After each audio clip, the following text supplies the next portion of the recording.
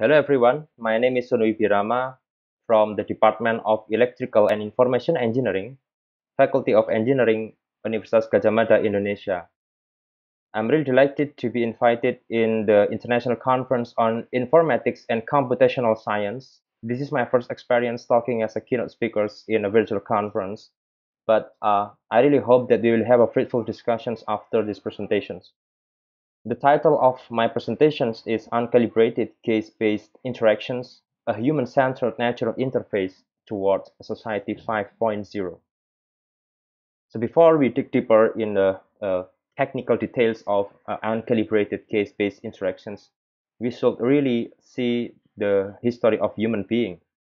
As I present in the slides, actually we have undergone at least 4 stages of economic and societal development, starting from industrial revolutions 1.0, where human coexist with nature, and then proceeding to the industrial revolution 2.0, where human tried to develop irrigation techniques as well as establishing settlements in order to create a more cohesive society. And then afterwards, we as a human beings moved to in the Industrial Revolution 3.0, marked by the inventions of steam engine as well as mass productions in the industrial process. And finally, not long from today, we entered the Industrial Revolution 4.0, where we have a lot of data spreading, coming from a lot of devices, and we use a lot of technologies that uh, make us able to automate the industrial process. It's called artificial intelligence. And all of those stages actually uh, belongs to one point or developed to one point, which is a society 5.0, where this society has at least 4 characteristics. For example, various needs of society are differentiated. And the effect of the differentiations is a lot of products and services are targeted, depends on what the society really needs. In this case, the aim of the targeted products and services are high quality services for more comfortable life. And all of these are supported by the technology driven innovations. On the other hand, when we look at our environment, look at our condition today, we really understand that Indonesia has been affected very badly from COVID-19, as we may know that from the information of Ministry of Labor, more than 3 million Indonesians have been laid off caused by this uh, pandemic situations. And in this case, we all of us know that one way that COVID-19 spread uh, throughout all spots of the country is by the high contact surfaces. This is inevitable, unfortunately, since we have a lot of uh, public display in our society, in this smart society. For example, we see this kind of display in the toilet or in the hospital or in the airport, where we use this display as a media to connect us with a system, with a computerized system, so that we can access informations. In the hospital, we can use the display to book uh, a schedule when we want to meet a medical doctor, for example. So actually, this is really unfortunate situations for a lot of us, since the public display is inseparable from the smart society. So implementing an informative public display during the pandemic poses a challenging interaction circumstance. So that here we propose touchless technology, where we don't have to touch the public display, but we're still able to control the display through our gaze, to our eye movements. So why we consider gaze tracking or eye movements to control the public display? Actually, when we talk about interactive applications other than touching the display, we also have voice recognitions or speech-to-text technology. But we really need to consider a lot of aspects, starting from giving benefit to motion impaired people. Because sometimes when we talk about interacting with public display, uh, we need to consider about democratizing this interaction so that all people can use this display regardless of their physical conditions, right? And then the eye itself provides faster interactions compared to, for example, our voice as a reality when we want to touch a device or when we want to initiate actions. Firstly, we need to look at what we have to do. So the eye normally being the first part of all actions that we want to do, right? So here we argue that the human gaze input is more intuitive other than, for example, human gestures or voice. And when we implement this system in a more quiet and seamless environment, we we we we can integrate the system smoothly. For example, when we want to use the public display in the hospital, then it's quite impossible to use voice command and voice recognitions, since this technology will disturb other people rather than helping you to control the system, right?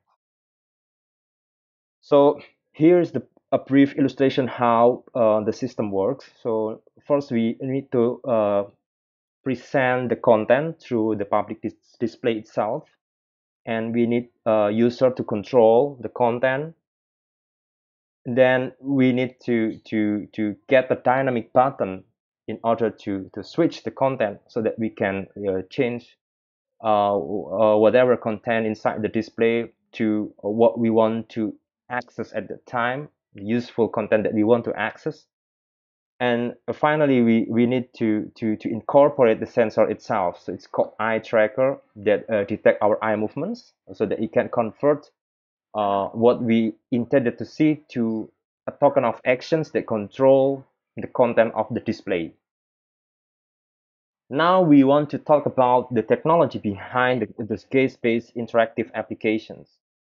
So if you look at almost all commercial eye trackers in the market, then they are actually based on a computer vision technology where the eye tracker itself extract the pupil.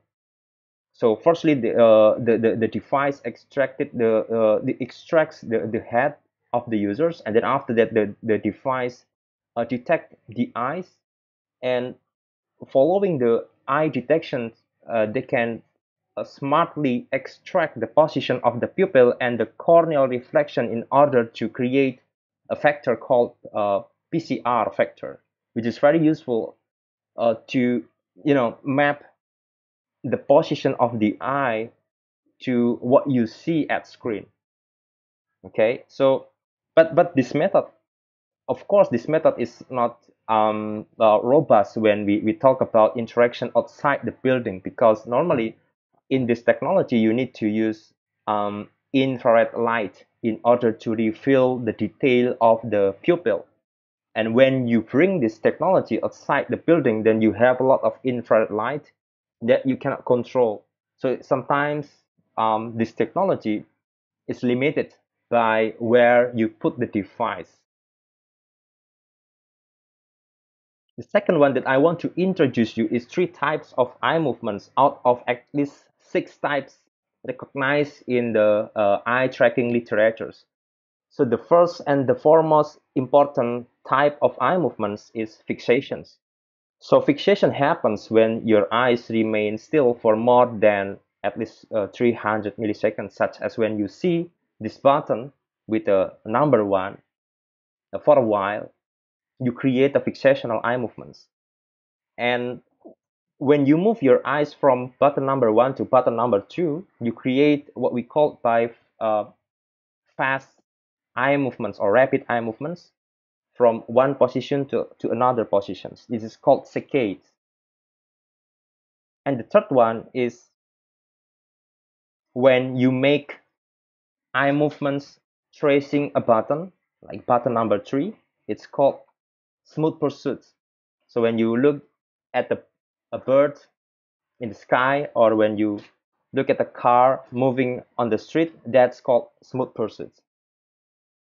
The third one that I want to introduce you is eye tracking calibration. So normally in the conventional eye tracking calibrations, we use the fixational eye movements in order to map the position of the PCR vector to what we see at the screens. So the user is asked to look at white points, those 9 white points for a while, like 2 or 3 seconds, and they have to hold their gaze during recording of the position of the pupil and the stimulus at screen.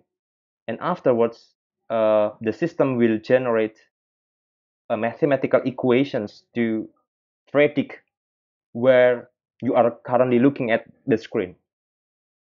This method is great given that you are interacting in the closed environment such as in the laboratory. But when you bring the system outside, or when you put the system in the public environment, the traditional calibrations pose several challenges. For example, it's time consuming, so you have to spend at least 2 minutes just to make sure that you can map the PCR vector to what you are currently seeing at screen. And it's also cause you to be like, fatigue, because sometimes it doesn't work firsthand. Like, you have to repeat yourself to calibrate yourself to the eye tracking so that you get the most accurate calibrations. And it's quite impractical when you put the system for interaction in the public space. So it's impossible to use in the spontaneous interactions. And here we try to propose alternative methods by using the uncalibrated case-based interactions, or we call here, rather than using the fixational eye movements, we choose to use the smooth pursuit eye movements to control the screen. So here's the challenge of the uncalibrated case-based interactions. So please try to look at the presentations. We have 2 buttons here, yes and no. And when we move the buttons, you have to follow along the buttons in order to trigger the options, whether it's yes or no, right?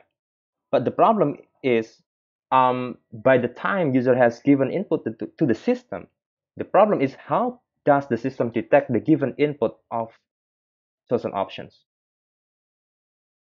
Another options, according to prior works, are data processing, since we take the data directly from the sensors, and then how to isolate certain eye movements. For example, when we want to use the smooth pursuit eye movements, we have to isolate the smooth pursuits and we have to remove the others.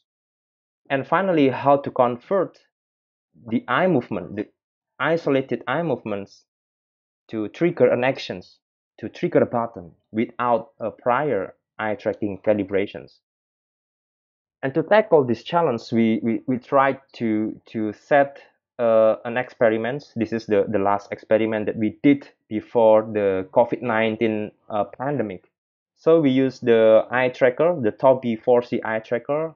This is not quite new eye tracking system, since Tobii currently releases its new 5 editions eye tracker. So we used the older one, the 4C versions, and we also use several computational environment in order to try to understand how we can minimize the noise, as well as how can we isolate certain eye movements in order to get accurate object selections.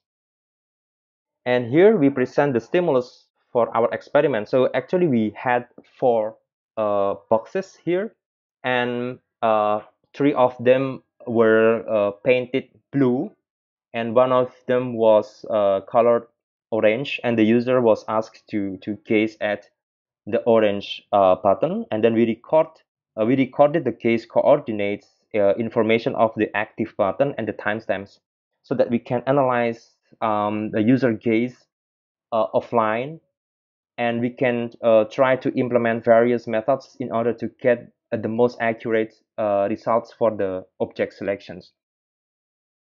And here is the last steps that we are trying to perform in the laboratory setting, given that we want to interact with the display without any calibrations at all. So first we took the data from the sensors. It's raw data, so it's noisy case position signals, one-dimensional signals. And then we perform the event detections. We'll try to classify the eye movements type here by using the naive segmented linear regressions and hidden Markov model. This is like a probabilistic machine learning algorithm, and then we do some signal denoising, and finally we try to convert the eye movements into actions, like triggering a button. So first we want to talk about a conventional event detection. So actually when we want to classify eye movements, for example, we want to classify into three types of uh, above mentioned eye movements that I already mentioned in the previous slides. Actually we can classify by looking at a certain threshold value. For example, when we take the eye movement data and we measure some parameter here, n parameter, we can compare whether the parameter exceeds or below a certain threshold value. One famous algorithm, for example, velocity and velocity threshold identification, or IVVT, the algorithm itself uses velocity of gaze from one point to the other point to classify whether the eye movements belongs to, for example, saccades or smooth pursuits or fixations. It's very simple algorithm actually. Just by comparing the threshold and the velocity itself, you can then, like separating this is saccades, this is smooth pursuits, and this is fixations. But unfortunately, this algorithm depends on a clear and visible differences between eye movements, when in the reality, when you generate a data from eye tracker and you get one-dimensional signal, you get a very noisy data. That's why in our research we try to propose more uh, another algorithm that considers subtle differences between each point, each case point from different time to time. Here, we propose to use the hidden Markov models as a probabilistic machine learning, so that we can classify eye movements into not only three but four. So we can classify the eye movements into fixation, saccades, post-saccadic oscillations. This is eye movements happens when you create a saccades, and after you arrive at the last points, you still have like oscillations, very small oscillations, which is not really useful actually in the interaction, but it happens. So we have to remove it. And finally, the smooth pursuit itself. So on the stage is we took raw data, the case position signal from the sensors, and then we implement the linear regressions in order to create segments of eye movements. And then after that, we can extract the features from those segments and use the hidden Markov model to decode or to get the sequence of eye movements. So this is how the naive segmented linear regression works. So basically, it's just like generating a line between point and the first point and the particular next points, so that you can create a segments from point one to point two, etc. And then we use the hidden Markov model, which is the development of the Markov chains. So basically, the concept of the Markov chains is when you have a data from the presence, You don't have to create all past information in order to predict the future states or values. So here we have like two states, A and B, and uh, based on the data that you have, you can generate a transition matrix, a probability from state A to state A, for example, 0.6, or when you change the states from states A to states B, you have a 0.4, etc. How can we get this transition probability? Perhaps you are wondering now. So normally when you have time series data, just like you see in the presentations, you can generate whether there are uh, changes from one situations, one event, one state to another state. Here we observe that we have four uh, transitions. We have so that we have four probabilities here. We have two events, sunny and rainy, so that we can compute. For example, when you see from the data, we have 16 conditions, 16 event, and from that data we can compute the amount of changing from sunny to sunny, sunny to rainy, rainy to sunny, and rainy to rainy. And from that events, we can generate the transition probability, so that we have information here. For example, when the state changing from sunny to sunny, it's 0.7, sunny to rainy 0.3, rainy to sunny 0.4, and rainy to rainy 0.6. Unfortunately, sometimes when we observe real data, a time series data, sometimes we cannot infer what we want to observe directly. So this is called hidden states. For example, when you look at the outfit of these girls, you may see that perhaps those girls have a certain uh, reason why she wants to use a certain uh, outfit at a certain times. And actually we don't want to observe the outfit, but we want to understand the reason why for example they use a particular outfit at one time. This is called hidden Markov model, where actually what we want to observe is not directly observable. So we have what we call here by hidden states and observed states. This is what we want to use in our system, because actually we want to observe the types of the eye movements, but we cannot directly observe them, and we only have features of the eye movements. So how does hidden Markov work? So for example, you have a friend called John living at a different continent, and normally John will call you at a particular time, and it depends on the situations. The probability that John will call you is different, right? For example, when it's sunny, the probability that John will call you is 0.4, and the probability that John does not call you is 0.6.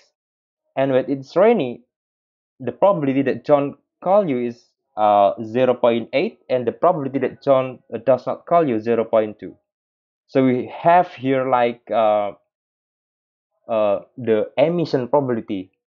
So you observe that the John will call you or not, but actually at the end of the day, you want to know what is the condition at the continent where John lives at, right? And the other parameter that we have to measure here is the prior probability. This is very easy to observe because you have the data sets of the weather.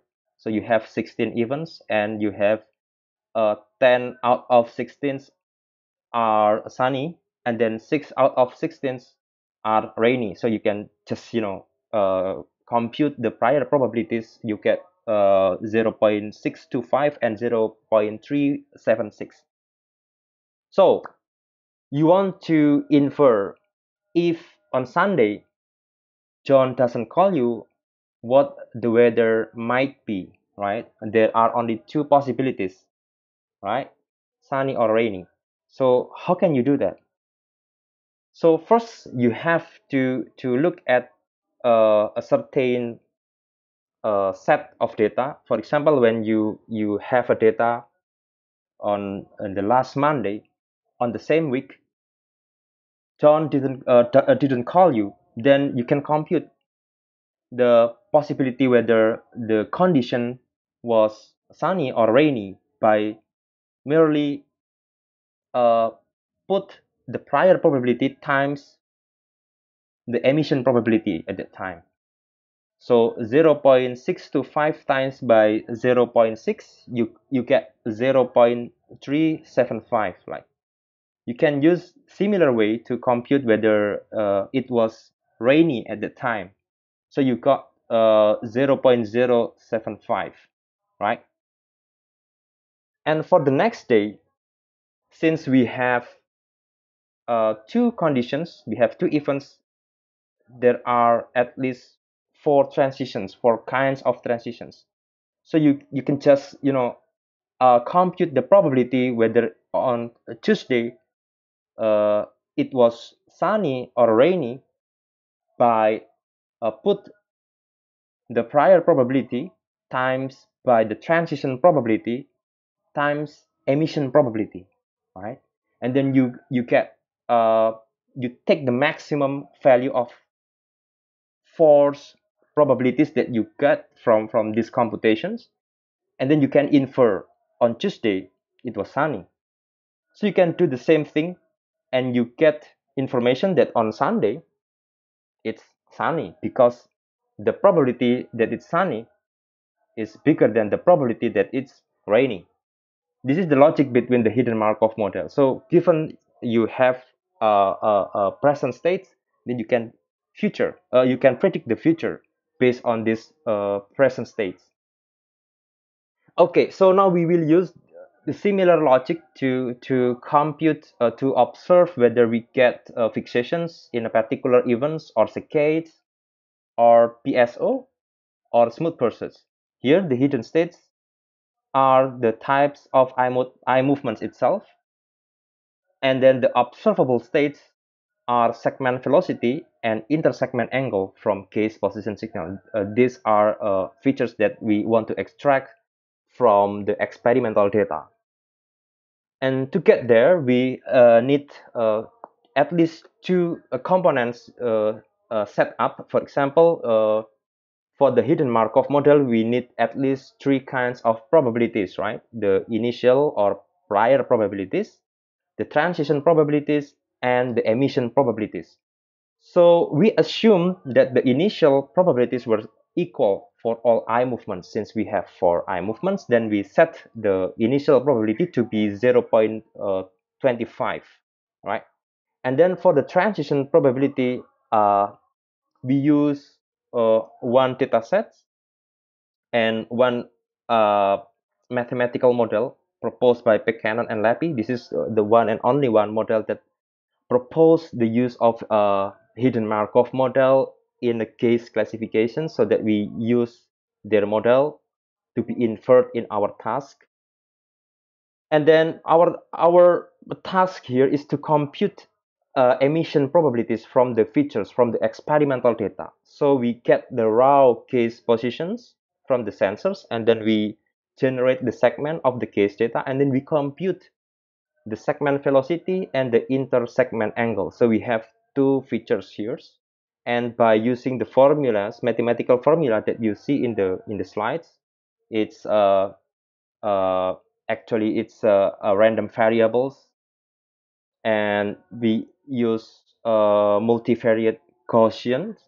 We can compute the emission probability, the likelihood of the observed features towards those four types of eye movements, right? And using the similar logic as you see in the previous slides explaining about the weather, we can then infer whether at a certain event we can detect the maximum probability out of four probabilities at the time. So for example, in the event O1, we get a saccade, and then in the event O2, we get smooth pursuits as the biggest probability value, and then at the even O3 we get also smooth pursuits because it has biggest probability values. So this is how it works to classify eye movements, taking from raw data into one out of four types of eye movements that we can classify in this research. And then this is how we can then mark those one-dimensional signals to be, for example, fixations or saccades moving from one position to the others, or smooth pursuits when we are trying to track an object moving slowly, or PSO, like oscillations when we try to move from one positions to the others and we try to stop our eye in order to create a fixational eye movements.